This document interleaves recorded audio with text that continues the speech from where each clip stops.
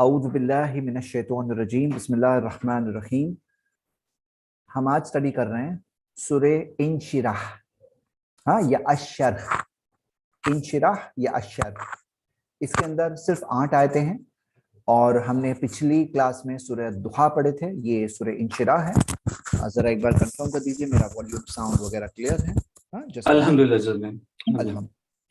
تو اللہ سبحانہ تعالیٰ نے فرمایا ہے اس سورہ میں، اور یہ سورہ کی جو تھیم ہے، جیسا کہ میں نے بتایا تھا، سورہ دحا کے اندر ہم دیکھ رہے ہیں کہ اللہ سبحانہ تعالیٰ نے پاسٹ میں جو نبی صلی اللہ علیہ وسلم کی مدد کی، پاسٹ میں نبی صلی اللہ علیہ وسلم کی جو مدد کی وہ تھا مین تھیم۔ اور سورہ انشراح نے جو نبوت کے مشن کے دوران جو اللہ تعالیٰ نے مدد کی وہ یہاں پہ ہم دیکھتے ہیں۔ اللہ سبحانہ تعالیٰ نے فرمایا اعوذ باللہ من الشیطان الرجیم بسم اللہ الرحمن الرحیم، الم نشرح لک صدرک، الم نشرح لک صدرک، کیا ہم نے نہیں کھول دیا، نہیں وسیع کر دیا آپ کے لیے آپ کے سینے کو۔ سینہ وسیع کرنے کا مطلب کیا ہے؟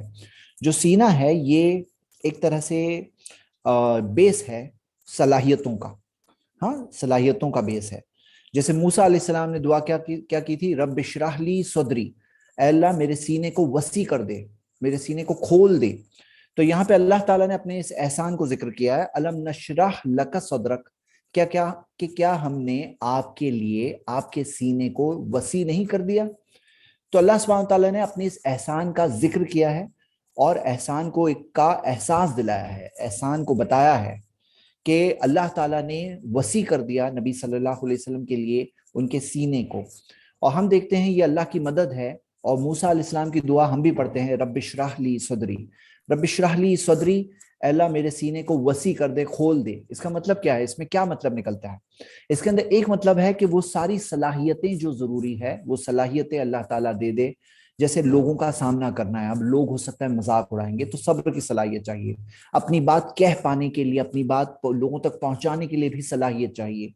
اور لوگوں کا کہ اعتراضات ہوتے ہیں، کچھ سمجھدار ہوتے ہیں، کچھ بیوقوف سوال ہوتے ہیں، ان کا جواب دینے کے لیے بھی صلاحیتیں چاہیے۔ ایک بات تو یہ ہے، اور اس بات سے تفسیر میں یہ بھی آیا ہے کہ نبی صلی اللہ علیہ وسلم پر قرآن نازل ہوا، لیکن الم نشرح لک صدرک کے تحت ہمیں یہ بات سمجھ میں آتا ہے کہ نبی صلی اللہ علیہ وسلم نے اس پیغام کو سمجھا بھی، اور اللہ تعالیٰ نے ان کے سینے کو وسیع کر دیا۔ نبی صلی اللہ علیہ وسلم نے اس پیغام کو سمجھا۔ جیسے ایک ہوتا ہے نا، طوطا بھی بولتا ہے نا، طوطے کو بھی بولو لا الہ الا اللہ، لا الہ الا اللہ، ہو سکتا ہے طوطا بھی بولنے لگے گا، تو طوطا بھی بول سکتا ہے۔ لیکن ایک ہوتا ہے نبی صلی اللہ علیہ وسلم تک جو پیغام وحی کے تحت آیا تھا، جو پہنچایا گیا تھا ان تک، وہ پیغام کو نبی صلی اللہ علیہ وسلم نے خود بہترین طور پر سمجھا بھی۔ کیونکہ ہم دیکھتے ہیں شرح، جو شرح ورڈ جو ہے یہ کہاں استعمال ہوتا ہے؟ اب ہم دیکھتے ہیں نا حدیث کی شرح میں آیا ہے، شرح مطلب ایکسپانشن، یعنی کہ اس کو وسیع کرنے میں، کھولنے میں۔ یعنی حدیث کے اندر جو بات آئی، ہم دیکھتے ہیں نبی صلی اللہ علیہ وسلم کی بات بھی زپ فارمیٹ میں ایک طرح سے ہے کہ باتوں کی کامنٹری اتنی بڑی بڑی ہوتی ہے، چھوٹی سی حدیث ہوتی ہے، اس کے اندر کتنی ساری باتیں سمجھ میں آتی ہے۔ تو ہم دیکھتے ہیں نبی صلی اللہ علیہ وسلم نے خود ان باتوں کو سب سے پہلے سمجھا۔ اس کے دلائل میں سے یہ دلیل ہے الم نشرح لک صدرک، یہ دلیل ہے اس بات کی کہ نبی صلی اللہ علیہ وسلم کے سینے کو اللہ تعالیٰ نے کھول دیا۔ لکا یعنی آپ کے لیے، یعنی کہ نبی صلی اللہ علیہ وسلم کے لیے یہ خصوصی احسان ہے جو اللہ تعالیٰ نے اپنے نبی صلی اللہ علیہ وسلم کو دیا، الم نشرح لک صدرک۔ اور ہم بھی دعا کرتے ہیں، اور ہمیں بھی یہ دعا قرآن میں اللہ تعالیٰ نے ہمیں سکھایا، جب موسیٰ علیہ السلام کے الفاظ ذکر ہے کہ انہوں نے کہا کہ رب اشرح لی صدری، تو ہم بھی دعا کرتے ہیں اللہ تعالیٰ سے کہ اللہ تعالیٰ ہمارے سینے کو کھول دے۔ سینے کو کھول دینے میں کیا کیا معنی ہے؟ ایک معنی میں نے صلاحیت بتایا، دوسری معنی کیا ہے کہ اس کو سمجھنا، اس پیغام کو سمجھنا، اور تیسری معنی ایک اور معنی ہے جو آپ دیکھیں گے ابن کثیر نے ذکر کیا ہے، اور قرآن کی ایک آیت سے انہوں نے کنیکٹ کر کے اس بات کو بتایا ہے۔ وہ آیت ہے کہ فَمَن يُرِدِ اللَّهُ أَن يَهْدِيَهُ يَشْرَحْ صَدْرَهُ لِلْإِسْلَامِ، سورہ انعام کی آیت نمبر 125 ہے کہ اللہ جس کے لیے چاہتا ہے کہ اللہ اسے ہدایت دے، اللہ اس کے سینے کو اسلام کے لیے کھول دیتا ہے۔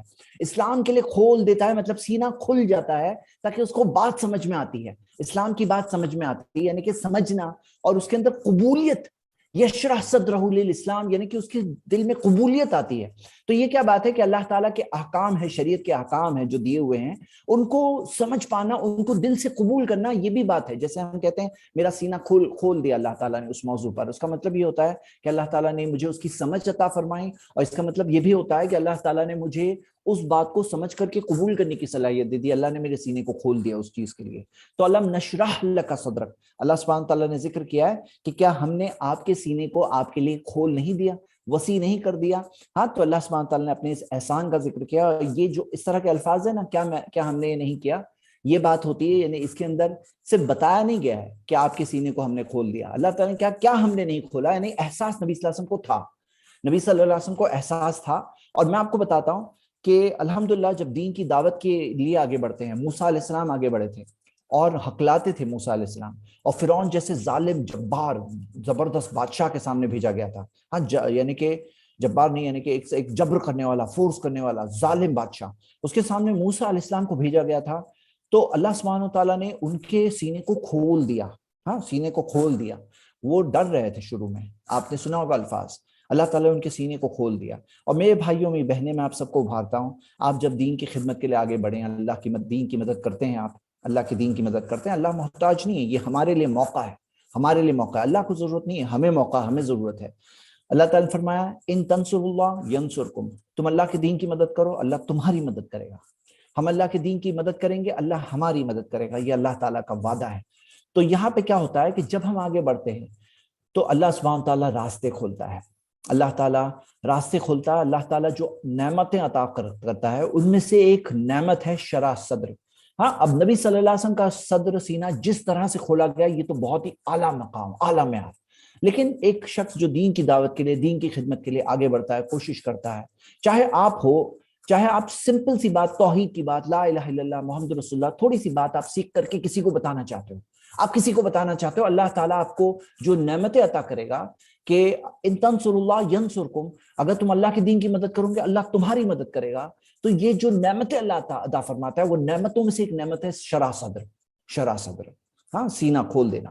آپ دیکھیے الحمدللہ اللہ کا فضل ہے کہ ایسے میدان, ایسی چیزیں جو بیک گراؤنڈ نہیں ہوتا ہے, لیکن اللہ کی مدد سے ہو پاتا ہے وہ کام. کیسے ہوتا ہے یہ علم نشرح لک صدرک, جو نبی صلی اللہ علیہ وسلم کو نعمت دی گئی, اور یہ نعمت دین کی خدمت جو کوئی کرتا ہے اس کو اپنے معیار کے مطابق, اپنے لیول کے مطابق اس کو شرح صدر کی نعمت ملتی ہے, ایک پرٹیکولر لیول پہ ملتی ہے. یہ اللہ کی طرف سے احسان سے مدد ہوتی ہے تاکہ آپ اس کام کو کر پاؤ, تاکہ اس کام کو بخوبی انجام دے پاؤ. لیکن یہ اخلاص, سنسیئرٹی, کوشش کے بعد اللہ تعالیٰ کی طرف سے ایک نعمت کے طور پر, اللہ کی طرف سے ایک احسان ہے جو ملتا ہے. اور یہ احسان سب سے اعلیٰ درجے پر نبی صلی اللہ علیہ وسلم کو ملا, علم نشرح لک صدرک.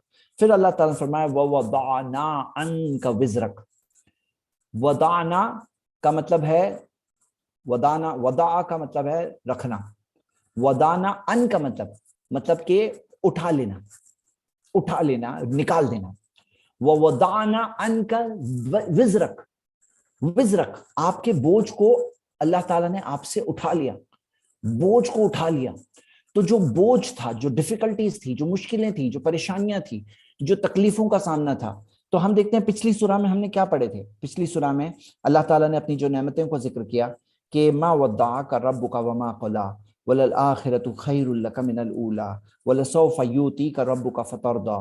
تو ہم دیکھتے ہیں یہ یوتی کا, اللہ تعالیٰ بہت جلد آپ کا رب آپ کو بہت جلد ایک ایسی چیز عطا فرمائے گا, ہاں فترضی, اور آپ اللہ سے خوش ہو جاؤں گے. تو وہ نعمتوں میں سے نعمت اللہ تعالیٰ نے علم نشرح لک صدرک, اور پھر وَوَضَعْنَا عَنْكَ وِزْرَكَ, جو بوجھ ہے اللہ تعالیٰ نے آپ کے اوپر سے اٹھا لیا, جو بوجھ. تو وہ بوجھ کے اندر کئی ساری چیزیں ہیں. جیسے ہم دیکھتے ہیں دین کی دعوت دینے میں ہم نے دیکھا تھا کہ ایک دائی کو یہ لگتا ہے کہ کہیں میں نے تو کچھ غلط نہیں کیا, کہیں میری تو کمی نہیں ہو گئی. تو اللہ تعالیٰ نے اس چیز کو اٹھا لیا, اللہ تعالیٰ نے آسانی کی. ہاں اللہ تعالیٰ نے آسانی کی. اس کے اندر یہ بھی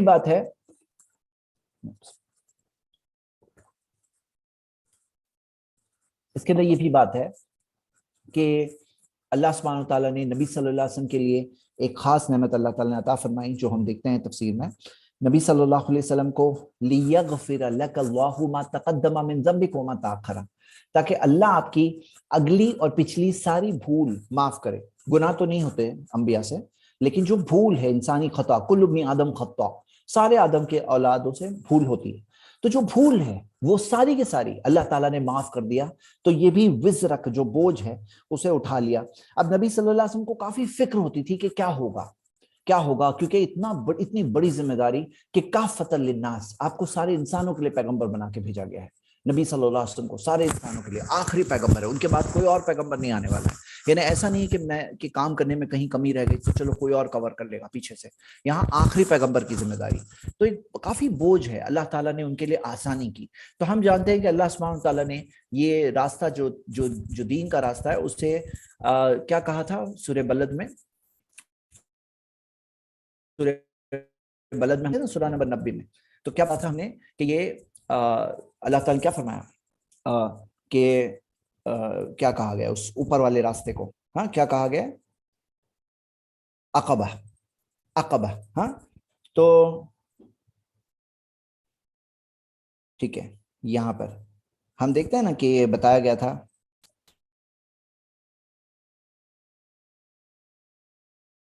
عقبہ, جو عقبہ مشکل راستہ, یہ مشکل راستہ, لیکن یہ مشکل راستہ اللہ تعالیٰ نے کیا کیا سورہ دحا میں ہم نے کیا پڑھے, اللہ تعالیٰ نے آسان کرتا ہے. اللہ تعالیٰ مشکل راستے کو اللہ تعالیٰ کیا فرمایا, اللہ تعالیٰ تمہارے لیے آسان کر دے گا. ہاں ہم نے سورہ لیل میں پڑھے تھے, کیا پڑھے تھے کہ ہاں یہ دیکھیے فَسَنُيَسِّرُهُ لِلْيُسْرَى, فَسَنُيَسِّرُهُ لِلْيُسْرَى, ہم یسرا جو آسانی کا راستہ, جنت کے راستے کو یسرا کہا گیا ہے ان کے لیے.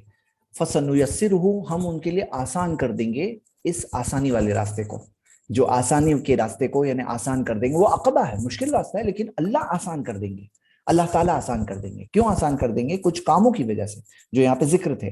اب نبی صلی اللہ علیہ وسلم کے لیے اللہ تعالیٰ نے کیا فرمایا, اللہ تعالیٰ نے فرمایا کہ وَوَضَعْنَا عَنْكَ وِزْرَكَ, ہم نے آپ کے اوپر سے اس بوجھ کو ہٹا دیا. تو جو بوجھ ہے, جو برڈن ہے, جو مشکل لگتا ہے, عقبہ یعنی مشکل راستہ, نبی صلی اللہ علیہ وسلم پہ تو اور زیادہ بوجھ کہ کافۃ للناس, سارے انسانوں کے لیے بھیجے گئے ہیں, ان پر ذمہ داری ہے, اور قرآن کا پیغام پہنچانا ہے, اتنی بڑی امانت اللہ کی طرف سے, اتنی بڑی امانت. تو اللہ تعالیٰ نے اس بوجھ کو آسان کیا, اللہ تعالیٰ نے آسان کر دیا نبی صلی اللہ علیہ وسلم کے لیے. اور اللہ مدد کرتا ہے, اس سے ہم یہ بھی سیکھتے ہیں, اللہ تعالیٰ مدد کرتا ہے. یہ بات کو یاد رکھیے کہ آپ اللہ کے دین کی خدمت کریں, مشکل موضوع آہستہ آہستہ آسان ہو جاتے ہیں. کتنے اسٹوڈنٹس الحمدللہ دین کا علم حاصل کرنے نکلتے ہیں, گرامر ان کو شروع میں مشکل لگتا ہے, پھر تھوڑا کر کے ایزی ہونے لگتا ہے. کسی کو کوئی موضوع مشکل لگتا ہے, فقہ مشکل لگتا ہے, تفسیر مشکل لگتی ہے, لیکن اللہ تعالیٰ آسان کرتا جاتا ہے, آسان کرتا جاتا ہے. یہ اللہ کی طرف سے مدد ہے, اور سب سے زیادہ اللہ تعالیٰ نے اپنی مدد کی, سب سے بڑی مدد جو کی وہ اپنے نبی صلی اللہ علیہ وسلم کی. اور ہم ان کے اتباع کرنے, پیروی کرنے والے لوگ ہیں, تو ہم اللہ تعالیٰ سے امید کرتے ہیں کہ اللہ ہمیں بھی مدد کرے گا, ہماری بھی مدد کرے گا.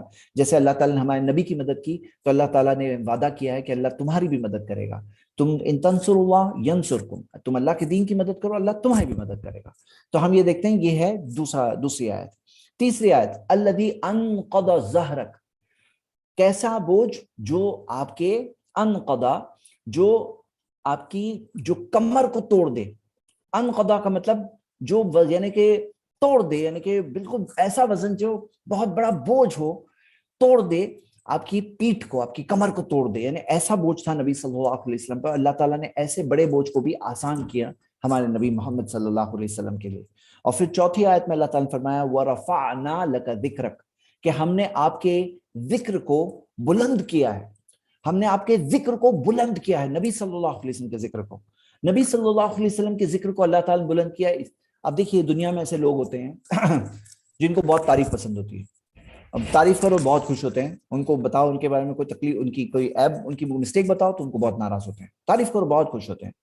تو نبی صلی اللہ علیہ وسلم کے جو ذکر کو اللہ تعالیٰ نے بلند کیا, تو نبی صلی اللہ علیہ وسلم کے لیے یہ خوشخبری کی بات کیسے ہے, آپ بات سمجھیے. دیکھیے ہوتا کیا ہے, یہاں ایک دین کے دائی ہیں, نبی صلی اللہ علیہ وسلم دین کا پیغام پہنچا رہے ہیں, اور وہ لوگ ہیں جو مخالف لوگ ہیں, وہ کیا کیا باتیں کہتے ہیں ان کے خلاف, کہ جادوگر ہے, کاہن ہے, شاعر ہے, کیا کیا باتیں کہتے ہیں.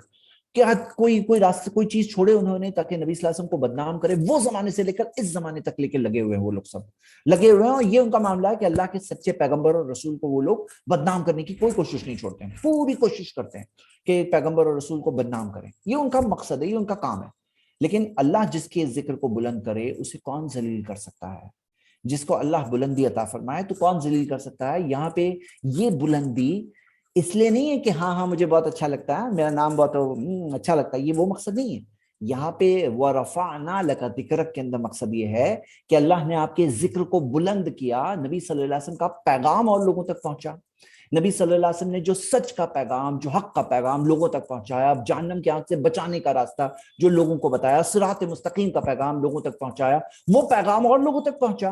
کیوں؟ وَرَفَعْنَا لَكَ ذِكْرَكَ. کہ کوئی بھی ایک شخص جو سچ مچ اگر کوئی شخص ہے جو بدنام جو کسی کو کیا جاتا ہے نا، کوئی ہوتا ہے جو اس بدنامی کے لائق بھی ہوتا ہے. کچھ برے لوگ ہوتے ہیں جو جن کو بدنام کیا جاتا ہے اور وہ اس بدنامی کے لائق بھی ہوتے ہیں، تو ان کے پیچھے تو کوئی چلنا نہیں چاہتا ہے نا. لیکن یہ وَرَفَعْنَا لَكَ ذِكْرَكَ کی وجہ سے نبی صلی اللہ علیہ وسلم کے بارے میں حق بات پہنچتی ہے لوگوں تک. اور ہم سب بھی الحمدللہ اس چیزوں میں سے وَرَفَعْنَا لَكَ ذِكْرَكَ کے اندر جو ہم سب نبی صلی اللہ علیہ وسلم کے پیغام کو لوگوں تک پہنچا کے ان کی دفاع میں کھڑے ہوتے ہیں. جو لوگ ان کے خلاف الزامات لگاتے ہیں، تو اللہ کے دین کے جو مومن بندے ہیں جو دین کے لیے کھڑے ہوتے ہیں، تو ہم سب اسی چیز کے اندر اللہ کی اس وعدے کے تحت ہم بھی شامل ہیں.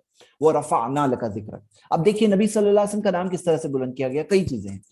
پہلے تو آپ کلمہ میں دیکھیے نبی صلی اللہ علیہ وسلم کا نام لا الہ الا اللہ کے بعد محمد رسول اللہ. اور ہم دیکھتے ہیں کہ جب اذان دی جاتی ہے تو اشہد ان لا الہ الا اللہ کے بعد میں ہم دیکھتے ہیں وہ اشہد ان محمدن عبدہ ورسولہ. تو محمد صلی اللہ علیہ وسلم کا بھی ذکر آتا ہے وَرَفَعْنَا لَكَ ذِكْرَكَ کے اندر. یہ بھی بات ہے کہ نہیں؟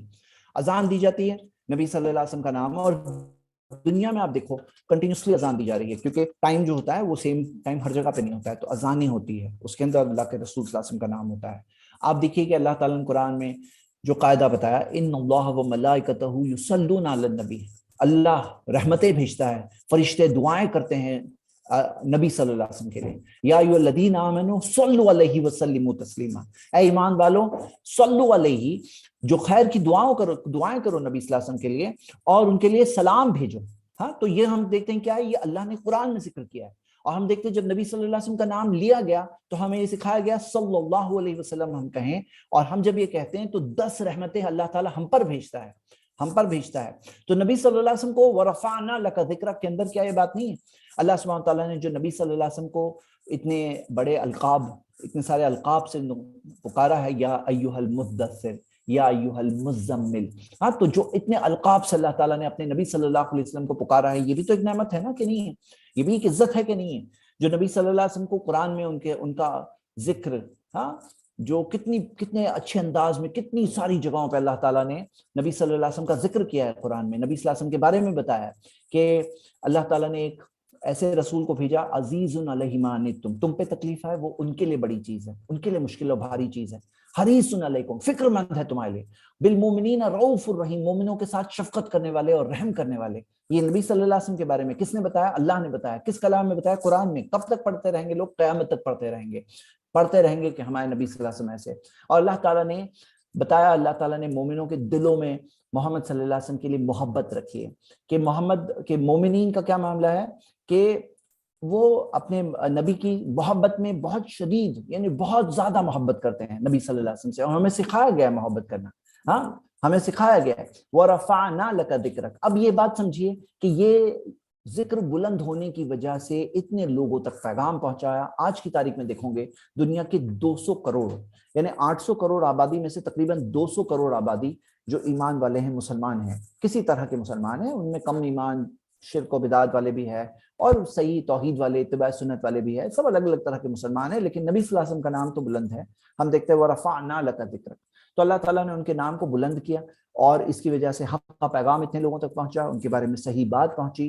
اور اس سے یہ بھی سیکھتے ہیں کہ ذلیل کے بدنام کرنے والے کرتے رہے، کوئی فرق نہیں پہنچتا حق کے پیغام پہنچانے والوں پر. اللہ تعالیٰ جس کے ذکر کو بلند کرے اس کو کوئی ذلیل کر نہیں سکتا. اللہ ہی عزت کا مالک. وَتُعِزُّ مَن تَشَاءُ وَتُذِلُّ مَن تَشَاءُ. تو جسے چاہتا ہے عزت دیتا ہے، جسے چاہتا ہے ذلت دیتا ہے. اب یہاں پہ ایک اور چیز نوٹس کریے کہ یہاں پر جو ساری جو آیتیں ہیں الم نشرح لک صدرک، تو یہ نشرح یہ جو ہے فرسٹ پرسن میں ہے، متکلم کا صیغہ ہے. عربک زبان کے اندر فرسٹ پرسن یعنی متکلم، یعنی کوئی شخص جب بولتا ہے تو یہاں پہ اللہ تعالیٰ نے کہا کہ ہم نے آپ کے سینے کو وسیع کر دیا. اور اسی طرح یہاں پہ آیا کہ وَرَفَعْنَا لَكَ ذِكْرَكَ، ہم نے آپ کے ذکر کو بلند کیا. یعنی تھرڈ پرسن میں بھی اللہ تعالیٰ کلام کرتے ہیں، تھرڈ پرسن میں. تو جیسے تھرڈ پرسن میں آپ کو ملے گا کہ جیسے مثال کے طور پر آپ دیکھیے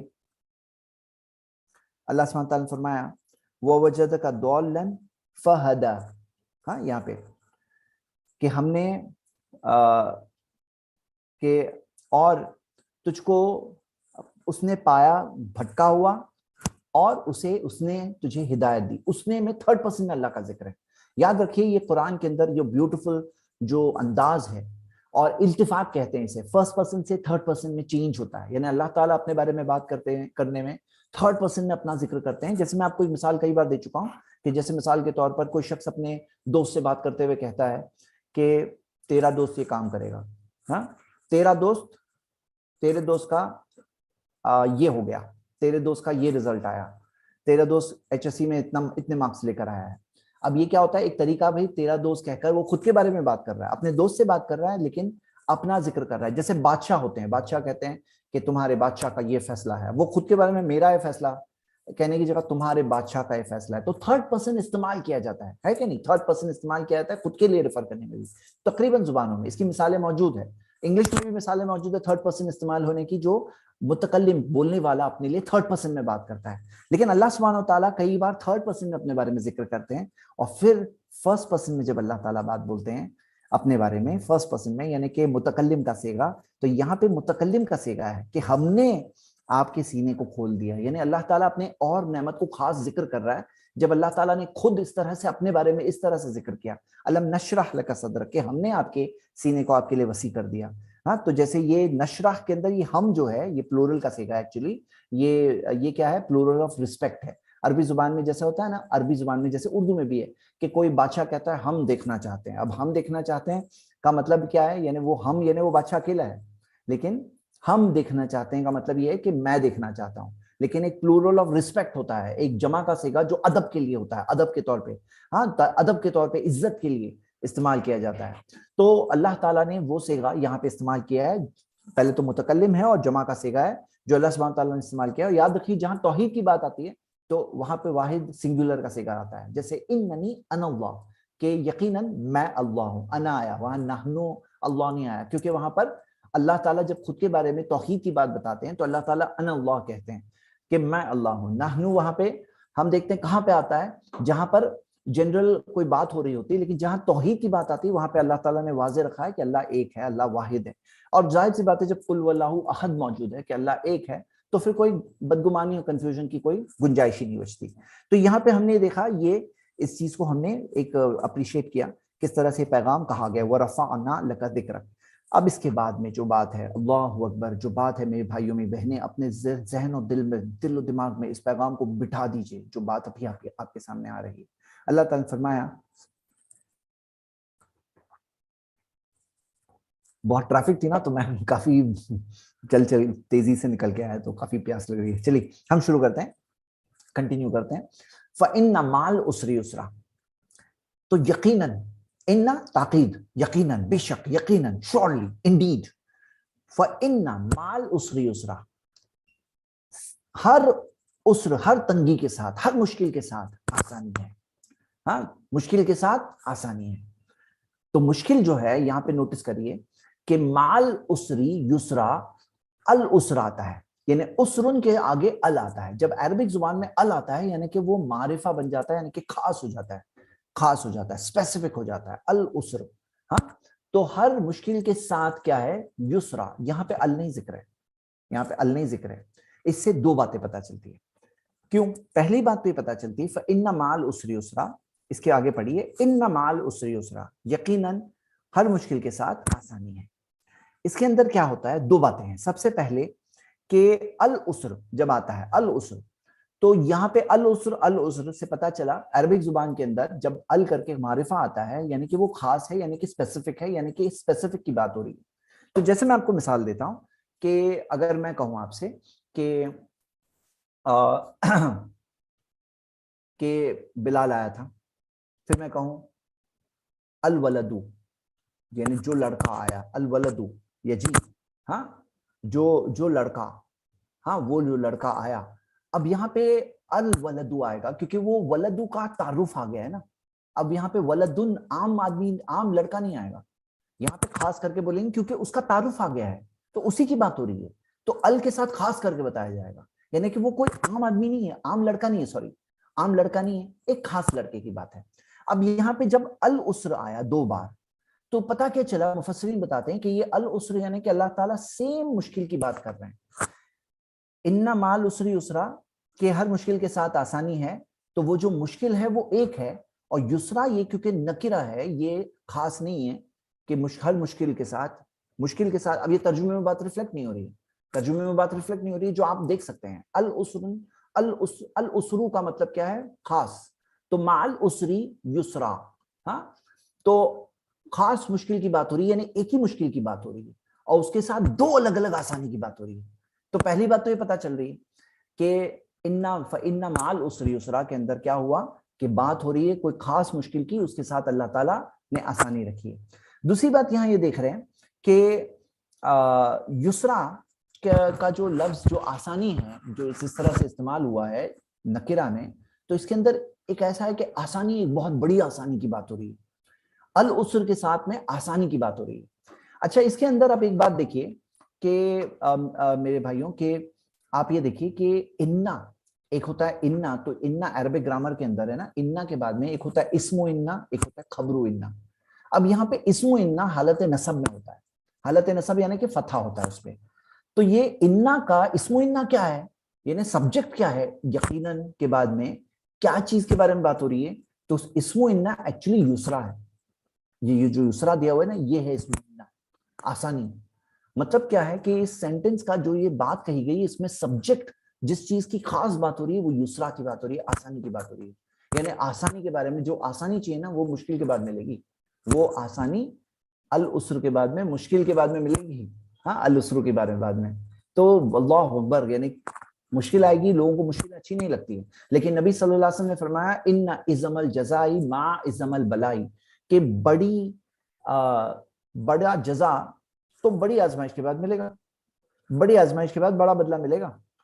آپ کو پتا ہے دنیا کے اندر کہ کوئی مشکل امتحان ہوتا ہے, اس کے بعد بڑی عزت ملتی ہے. ڈاکٹر میڈیسن کا ایگزام ٹف ہے, لیکن اس کے بعد عزت زیادہ ہوتی ہے, ڈاکٹر کی عزت زیادہ ہوتی ہے. اور کوئی 10th کا ایگزام اس سے تو ایزیئر ہے میڈیسن کے کمپیریزن میں, لیکن اس کے بعد 10th پاس ہوتے ہیں. اور اگر آپ نے انجینئرنگ ایگزام پاس کیا, ٹف ہے وہ, تو آپ انجینئر بن رہے ہیں. تو بڑی مشکل کے بعد میں بڑی آسانی ہوتی ہے نا, بڑا نام, بڑی عزت ہوتی ہے. یہ دنیا کے اندر ایک قاعدہ ہم دیکھ رہے ہیں. اللہ تعالیٰ نے بتایا فَإِنَّ مَعَ الْعُسْرِ يُسْرًا, یقیناً ہر تنگی کے ساتھ آسانی ہے. اس کے اندر ایک اور چیز نوٹس کریے, مع, ساتھ. ساتھ مطلب اس کے بس ساتھ میں ہی ہے, ابھی مشکل آئی نا, آسانی بھی ہے وہیں پہ پیچھے ہی ہے, ساتھ ہی اس کے, مطلب اس کے ساتھ لگی ہوئی آسانی. بلکہ ایک آسانی نہیں, دو آسانی, کیونکہ 2 بار یہ آیت آئی ہے, یہ آیت 2 بار آئی ہے یہاں پر. اچھا, 2 بار آنے میں ایک تفسیر میں یہ بھی آیا ہے, یہ تاکید ہے. جیسے ہم لوگ دنیا میں کہتے ہیں نا, ارے نہیں بھائی سب کچھ ٹھیک ہو جائے گا, سب کچھ ٹھیک ہو جائے گا. تو 2 بار تاکید کے لیے بھی آتا ہے, یعنی کہ ایک ہی بات 2 بار جب کہی گئی, یعنی کہ تاکید اس میں ہے, اس کے اندر ایمفسس ہے.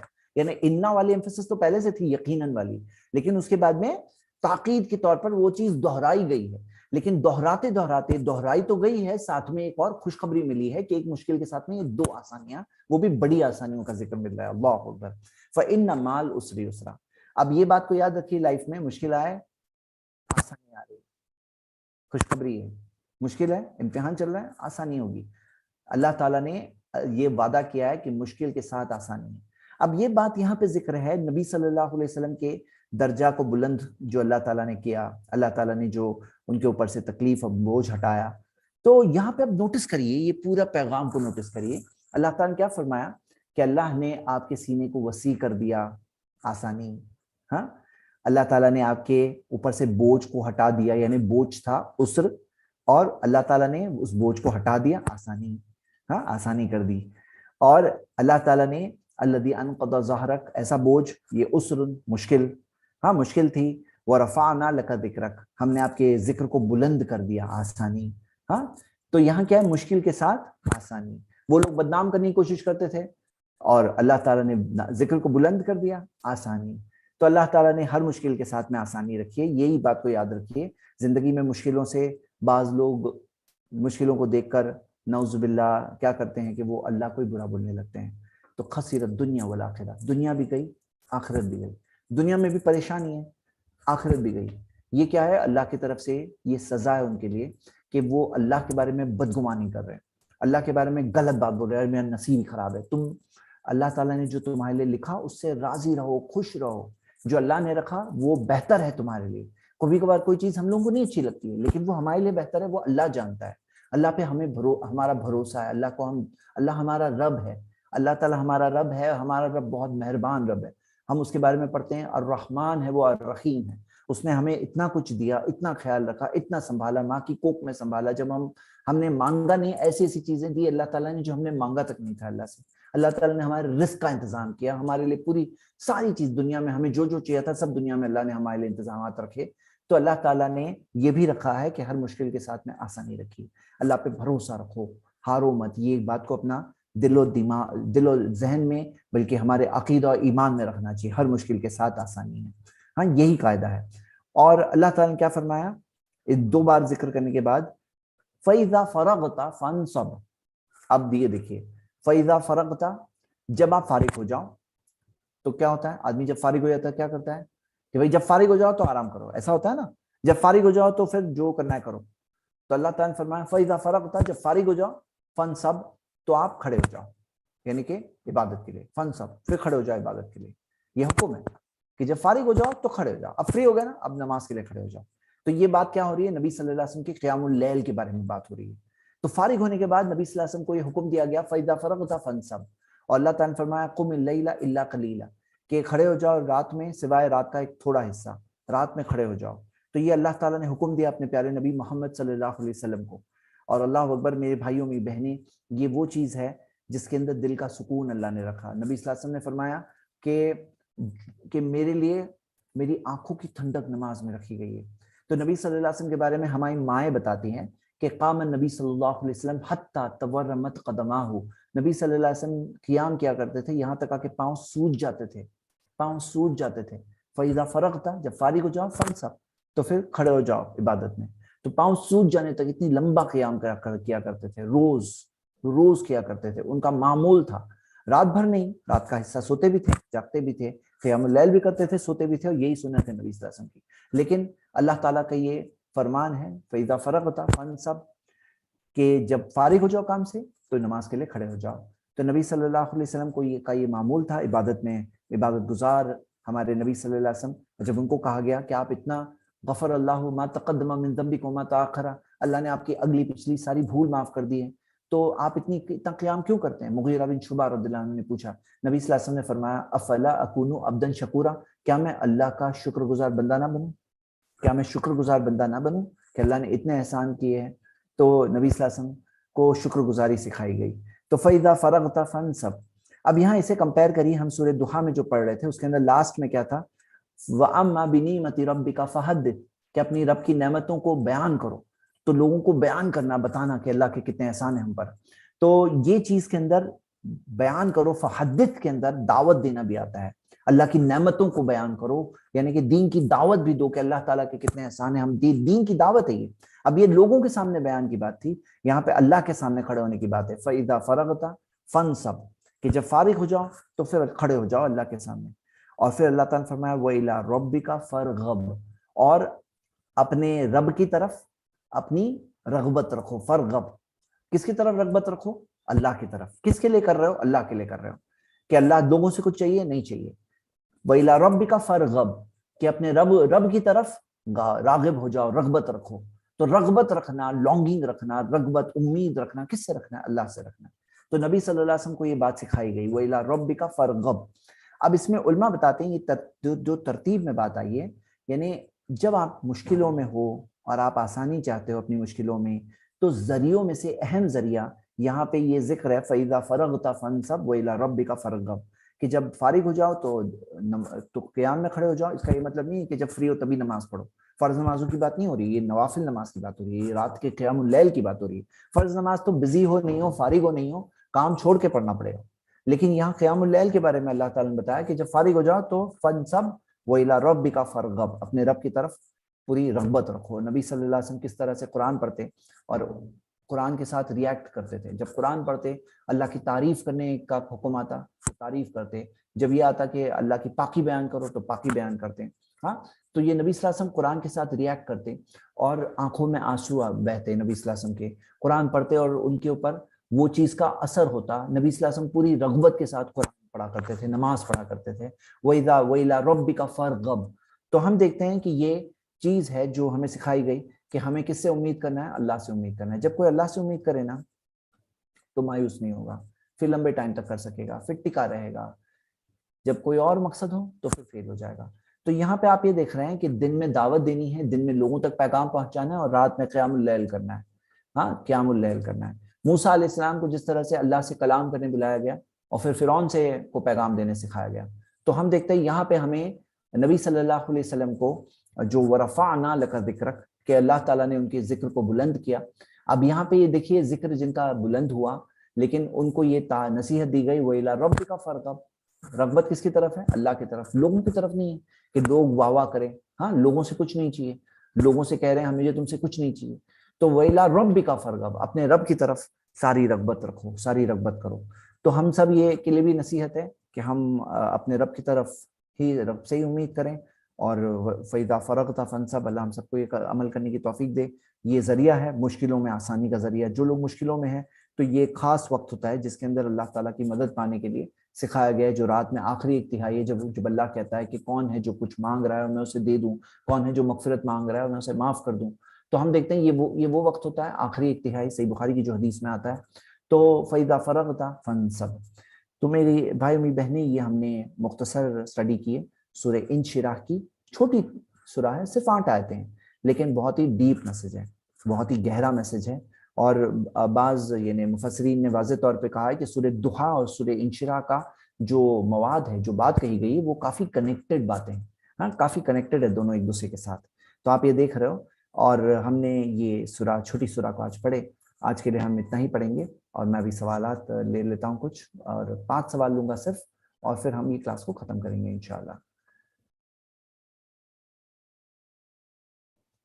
ٹھیک ہے, اگر سوالات, کوئی سوال یہاں دکھ رہا نہیں ہے, ٹھیک ہے, کسی کو کچھ پوچھنا ہے موضوع سے ریلیٹڈ, سورہ انشراح کی تفسیر میں جو باتیں آئی ہے, تو آپ لوگ پوچھ سکتے ہیں.